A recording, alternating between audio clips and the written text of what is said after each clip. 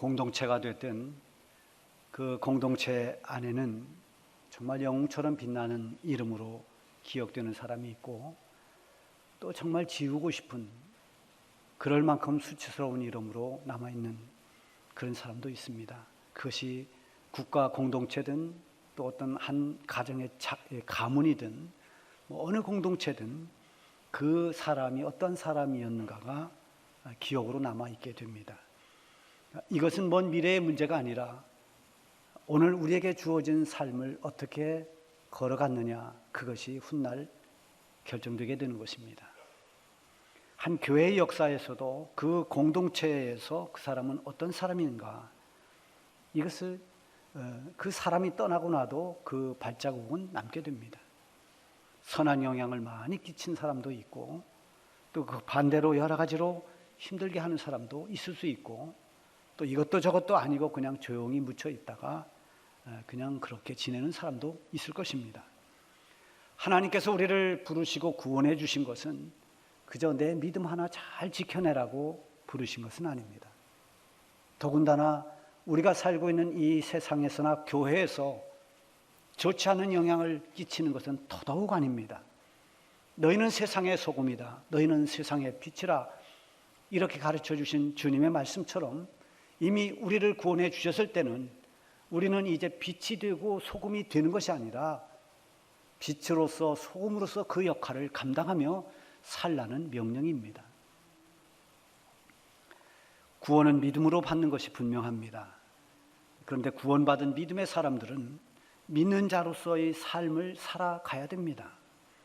그 삶을 바르게 살아갈 때 교회 공동체는 그 사람의 이름을 아주 귀하고 복되게 기억하게 됩니다. 뿐만 아니라 더 나아가서는 그렇게 선한 영향을 끼치면서 바른 믿음의 삶을 살았던 사람은 훗날 하나님 앞에 갔을 때에도 하나님의 위로와 상급이 기다리고 있는 것입니다. 그러므로 우리가 신앙생활은 단순히 교회를 다니거나 또 오래되다 보니까 직분을 받은 것, 거기에서 만족해서는 안 됩니다. 내가 하나님의 구원받은 사람으로서 하나님 보시기에나 우리 성도들 보기에 온전한 신앙생활을 하고 있는가를 끊임없이 점검해 나가야 됩니다. 이렇게 바른 신앙생활을 하기 위해서는 믿음 위에 반드시 필요한 것이 있는데 그게 바로 덕과 지혜라고 하는 것입니다.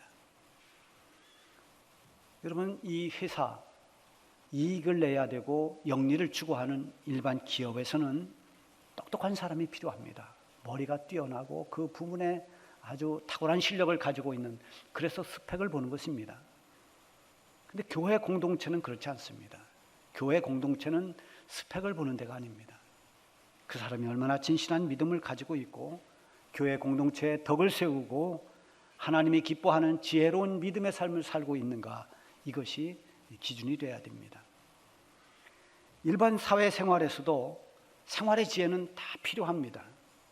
이 세상을 어떻게 살아갈 것인가, 이 지혜를 얻기 위해서 앞서간 그런 선인들, 앞서 살아갔던 사람들 가운데서 많은 사람들에게 칭송을 받는 그런 사람들이 남겼던 그런 명언이나 이런 것들을 많이 참고합니다. 제가 청년 때 어느 목사님에게 책을 한 권 소개를 받았는데 그 책은 신앙서적이 아니라 명심보감이라고 하는 책이었습니다. 이 책은 고려 충렬왕 때 그 중국의 현인들, 그 중국 고전에 나오는 현인들의 명언을 잘 편집한 책인데, 이것이 오랜 세월 동안 마치 생활 지침서처럼 그런 역할을 하면서 내려왔습니다. 최근에는 찾아보기도 어렵습니다만, 예전에는 시대가 너무 느리게 변화되다 보니까 그것이 고려 때 만들어졌어도 조선시대에도 다 통했고, 심지어 반세기 전만 해도 그 명심보감을 소장하고 있는 사람도 꽤 있었습니다. 저도 가지고 있었습니다. 근데 시대가 너무나 급격히 바뀌면서 사람들이 가지고 있는 어떤 사상이나 윤리나 가치관이 다 바뀌어버리니까 이렇게 고전처럼 내려왔던 명심보감은 시대에 맞지 않는 고리타분한 고서 취급을 받고 있습니다. 자, 그러나 분명한 것은 이 명심보감의 그 여러 가지 명언들이 오랜 세월을 사람들에게 올바른 삶이 무엇인가를 방향을 주었다라고 하는 것입니다.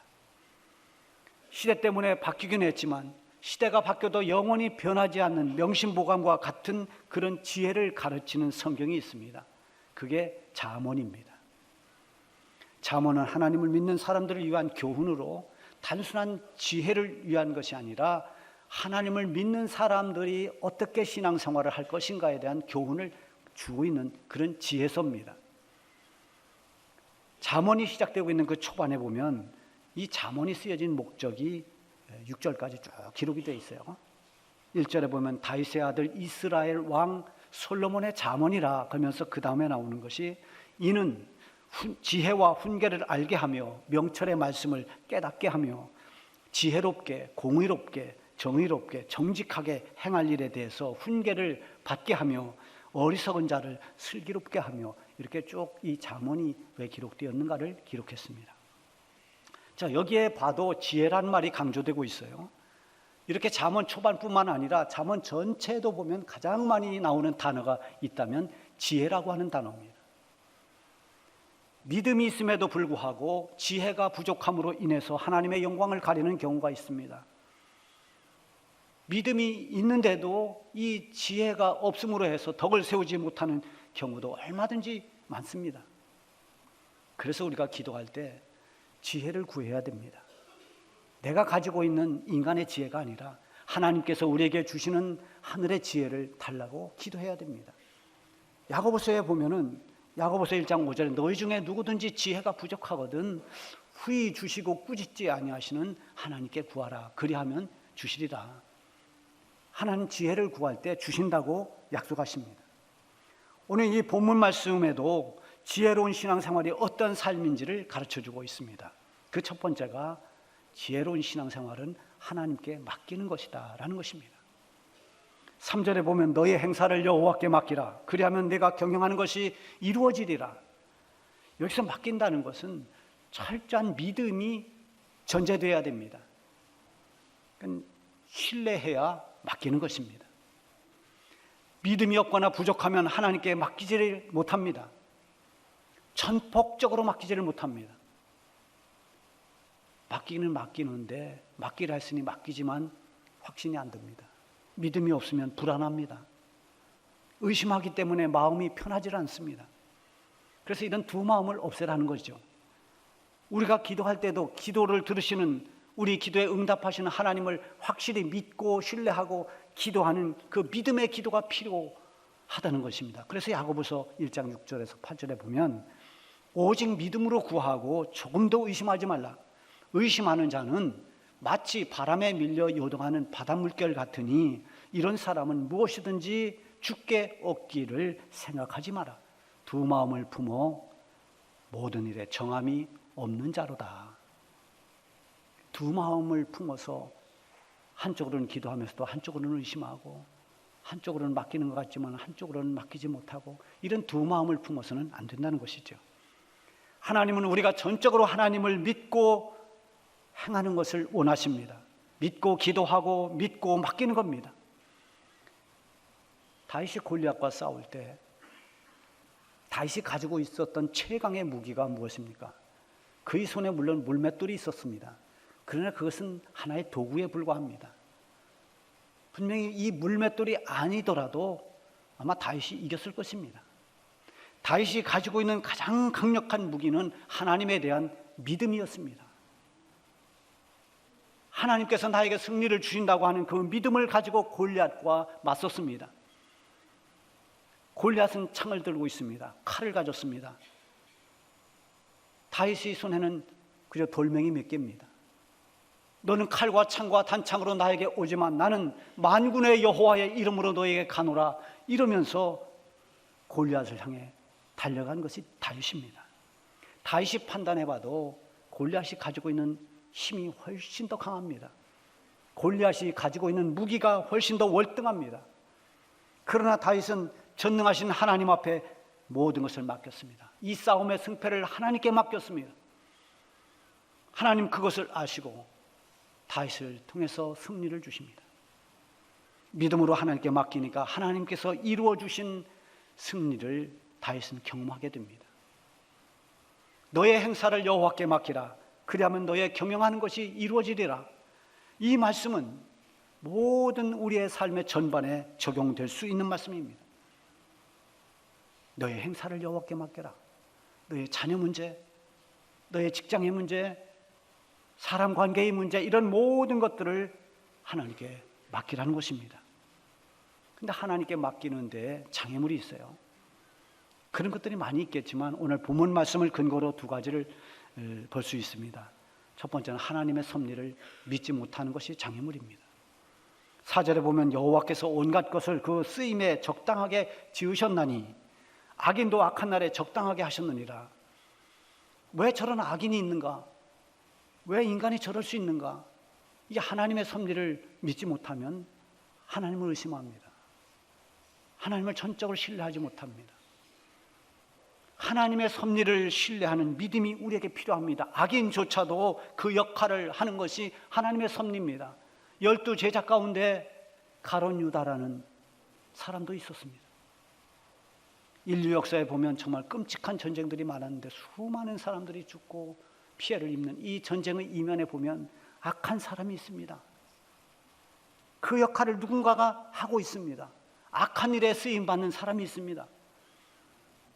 여러분, 교회도 마찬가지로 교회가 부흥할 때 그 교회의 부흥의 불길에 같이 역할을 하면서 장작불처럼 그렇게 불을 같이 붙이는 이런 사람들도 있는가 하면 불을 끄는 사람도 있을 수 있습니다. 역할이 다 있어요. 우리가 하나님께 맡긴다는 것은 하나님의 섭리를 인정해야 됩니다. 내가 풀 수 없는, 내가 알 수 없는, 내가 이해하지 못하는 이런 일들이 얼마나 많은지 모릅니다. 그것을 하나님의 섭리 안에서 보지 못하면 절대로 하나님께 우리의 삶을 맡기지 못합니다.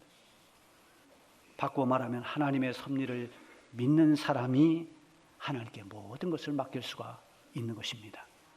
그리고 또 하나 장애물이 되는 것은 자기의 교만함 때문입니다. 5절에 보면 마음이 교만한 자를 여호와께서 미워하시나니 피차 손을 잡을지라도 벌을 면하지 못하리라. 여러분, 구약 성경을 쭉 읽다 보면 하나님이 이걸 참 싫어하신다라는 게 두 가지가 툭 튀어나옵니다. 하나는 우상 숭배고 하나는 교만함입니다. 하나님이 교만한 사람을 싫어하셔요. 5절에 보면은 교만한 자를 하나님이 미워하신다 그랬어요. 하나님은 사랑의 하나님인데 다 사랑하는데 교만한 사람은 미워한다는 것입니다. 그리고 그가 누구의 손을 잡을지라도 하나님의 벌을 피하지 못한다는 겁니다. 하나님께서 왜 그렇게 교만한 사람을 싫어할까요? 교만한 사람의 특징은 언제나 내가 기준이 되는 것입니다. 하나님이 기준이 아닙니다. 내가 할 수 있다.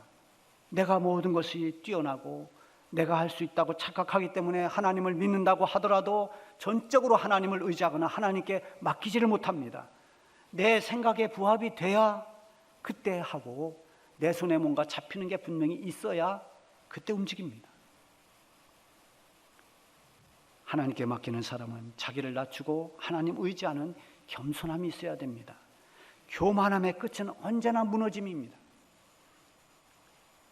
여러분, 성경에 보면 하나님의 능력으로 이스라엘 백성들이 여리고성을 점령했습니다. 이 여리고성은 정말 난공불락의 성입니다. 성의 규모가 어마어마했습니다. 그런 성을 함락했습니다. 얼마나 기뻤을까요? 사기가 충전됐습니다. 근데 문제는 교만해졌습니다. 여리고성을 뺏은 무너뜨린 그들이 저 작은 아이성을 쳐다보니 아주 작은 성입니다. 우리가 여리고성도 이렇게 무너뜨렸는데 저 아이성쯤은 사람이 다 갈 것도 없다. 일부만 보내도 저기는 우리가 이길 수 있다. 이렇게 해서 공격을 했다가 그 아이성에게 패배합니다. 당하고 맙니다. 그래서 오늘 본문 그 뒤에 18절에 보면 교만은 패망의 선봉이요 거만한 마음은 넘어짐의 앞잡이니라 이렇게 말씀하고 있어요.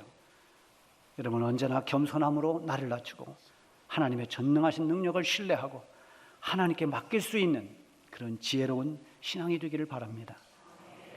이제 두 번째로 지혜로운 신앙생활은 하나님을 경외하며 사는 것입니다.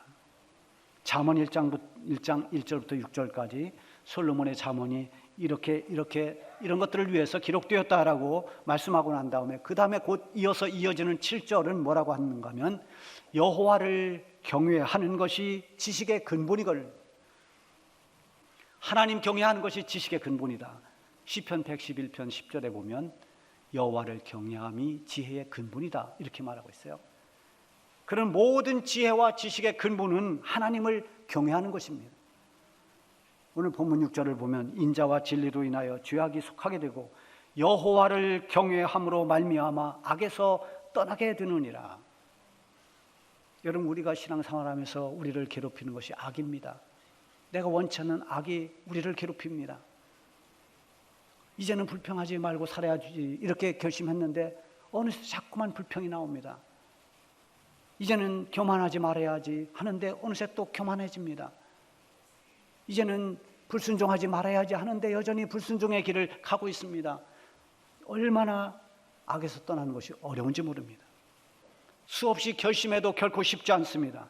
성경에서 이스라엘 백성들을 보면 죄의 근성을 알 수가 있어요. 악의 뿌리가 얼마나 질긴가를 우리가 알게 됩니다. 광야길을 인도하시는 하나님, 그리고 그들의 지도자 모세, 그들의 인도함을 받고 거기서 수많은 기적들을 보면서 사람이 살 수 없는 광야에서 40년간을 살았습니다. 그럼에도 불구하고 이스라엘 백성들은 끊임없이 원망하고 불평합니다.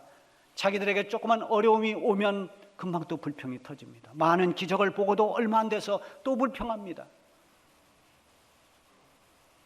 이런 악에서 떠나는 길은 하나님을 깊이 체험하고 정말 우리 마음 깊은 곳으로부터 진심으로 여호와를 경외하는 것입니다. 살아계신 하나님의 능력을 경험하게 되고 또 하나님의 사랑이 얼마나 깊은 줄을 깨닫게 되고 하나님이 나를 얼마나 많은 은혜를 베풀어 주셨는지 그 은혜를, 한없는 은혜를 뜨겁게 체험하고 마음속 깊은 데서 하나님을 경외하게 되면, 그러면 내 속에 있던 악은 서서히 물러가기 시작하는 것입니다. 6절에 보면 여호와를 경외함으로 말미암아 악에서 떠나게 되느니라. 하나님을 경외하면 악에서 떠날 뿐만 아니라 하나님의 기쁨이 됩니다. 욥이 하나님의 시험을 받았어요. 그런데 사실 욥은 하나님이 무척 사랑했던 사람입니다. 하나님이 기뻐한 사람입니다. 욥이었기 때문에 그 시험이 가능한 것이었습니다. 욥이 아니면 감당할 사람이 없습니다. 여러분, 혹 가정에 어려움이 있고 힘든 일이 있으면 하나님이 나로 하여금 이 고난을 감당하라고 하나님 내게 주셨다, 나에게 맡겨주셨다, 그런 믿음으로 고난과 맞서면 그 고난은 역전되는 역사들이 일어날 것입니다. 욥은 고난을 받았어요. 그런데 욥을 소개할 때 욥기 1장 1절에 뭐라고 소개하냐면 우수 땅에 욥이라 불리는 사람이 있었는데 그 사람은 온전하고 정직하여 하나님을 경외하며 악에서 떠난 자니라. 욥을 이렇게 소개하는 거 보면 하나님께서 그를 얼마나 인정했는지, 얼마나 그를 기뻐했는지를 알 수가 있습니다. 하나님을 기쁘시게 해드리면 그 원수라도 화목하게 되는 그런 결과를 가져온다고 그랬습니다. 원수처럼 꼬이고 막힌 것이라 할지라도 하나님을 기쁘게 해드리면 우리가 풀 수 없는 문제들을 하나님이 풀어주시는 것입니다. 악에서 떠나는 길, 공의를 행하는 일, 하나님을 기쁘시게 하는 일, 이런 모든 지혜는 여호와 하나님을 경외함으로써 오는 것들입니다. 예레미야 선지자가 이스라엘 백성들을 향해서 하나님 말씀을 강하게 전합니다. 내 속에 나를 경외함이 없는 것이 악이요 고통이라. 이스라엘 백성들이 하나님의 백성이고 하나님을 믿는 사람들인데 그 속을 들여다보니까 하나님 경외하는 게 없다는 겁니다. 하나님 말씀입니다. 너희 속에 여호와를 경외함이, 나를 경외함이 없는 게 고통이요 악이다. 여러분 마음속에 진정으로 하나님을 경외하는 그 경외함이 있는가를 살펴야 됩니다. 그리고 언제나 진심으로 하나님을 경외하는 그런 지혜로운 신앙생활을 하기 바랍니다. 세 번째는 하나님의 뜻을 따라 삶을 계획하는 것이 지혜로운 신앙생활입니다. 9절에 보면 사람이 마음으로 자기의 길을 계획할지라도 그의 걸음을 인도하는 이는 여호와시니라. 여러분, 계획 없이 닥치는 대로 일을 하면 일이 무척 힘들어집니다. 계획을 세우고 일을 하는 것과 그렇지 않은 것과는 분명 차이가 있습니다. 그래서 계획을 세운다는 건 지혜로운 거죠. 짧은 휴가를 보낸다 하더라도 이 기간을 어떻게 보낼 것인지 대략적으로 이렇게 계획을 세우면, 그러면 불필요한 시간 낭비도 또 여러 가지도 어떤 효과도 더 거둘 수가 있습니다. 사실은 제가 이번 주간에 미뤄왔던 휴가를 한 주간 하려고 했어요. 근데 또 변수가 생겨서 이번 주 휴가를 취소했습니다. 그러고 보면 사람이 세운 이 계획을 세우는 건 필요하지만 그 계획이 그대로 되는 일은 참 쉽지 않습니다. 우리 마음대로 되질 않습니다. 11월이 되면 저는 매년 다음 해 목회 계획을 짭니다. 그래서 한 해 동안에 대략적인 목회의 틀을 잡습니다. 그 계획에 의해서 진행은 됩니다마는 계획대로만 되지는 않습니다. 그 과정에서 여러 가지 변수가 생깁니다. 하나님의 교회는 살아있는 유기체이기 때문에 우리의 계획을 넘어서 놀라운 하나님의 역사들이 일어납니다. 그래서 때로는 바뀌기도 하고 수정되는 경우도 있습니다. 우리가 살아가는 인생의 걸음도 마찬가지입니다. 우리가 계획한 계획대로만 되지를 않습니다. 그래서 지혜로운 믿음의 사람들은 언제나 하나님의 뜻을 따라 살겠다는 이 결단과 믿음 하에서 계획을 짭니다. 하나님만이 우리의 생각을 뛰어넘을 수 있고 우리의 계획을 초월해서 우리의 걸음을 인도해 주시는 분이기 때문입니다. 이제 이 한 해의 마지막 달인 12월이 됐습니다. 한 해를 잘 마무리하고 또 다가올 새로운 한 해를 계획하는 그런 달입니다. 여러분은 이제 어떤 계획을 하시렵니까? 여러분이 살아갈 그 걸음걸음의 계획이 하나님의 뜻을 따르는 계획이 되어야 합니다. 우리의 걸음을 인도하시는 하나님의 뜻에 초점이 맞춰져야 됩니다. 그러면 우리가 세운 그 계획보다 더 복된 길로 하나님이 우리를 인도해 주십니다. 하나님을 신뢰하고 맡기는 그런 삶, 하나님을 진심으로 경외하는 그런 삶, 하나님의 뜻을 따라 계획을 하는 이 지혜로운 신앙생활로 인해서 여러분의 걸음걸음이 하나님께서 이끌어 주시는 축복이 되고 여러분이 남긴 그 걸음의 흔적이 하나님의 영광이 될 수 있기를 바랍니다.